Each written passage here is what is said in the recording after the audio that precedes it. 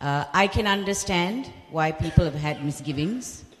For many people, it happened very, very quickly, and they never had a chance to process it.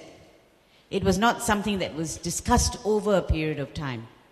But I can tell you, if it was discussed over a period of time, it wouldn't have happened.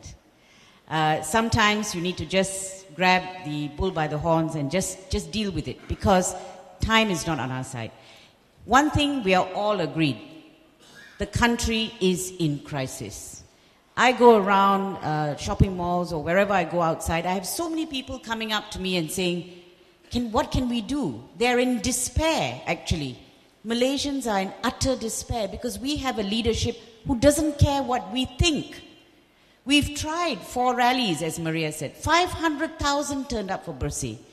We tried, to push people, to put forward a motion of no confidence. The speaker never allows it to go to the floor. We've tried every means possible to do something about the present situation. It has not worked.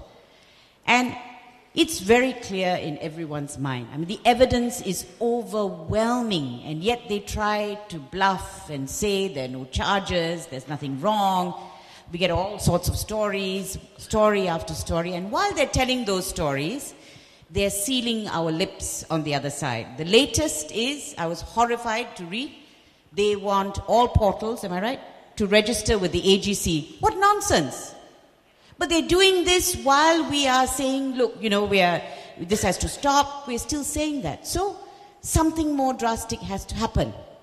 And for me, actually, I'm crystal clear in my mind. It's not a decision I made easily, but with a lot of thought and with consultation with the people whom I could consult. But very clear in my mind, this is the time to put aside differences. It's not a time to play up differences.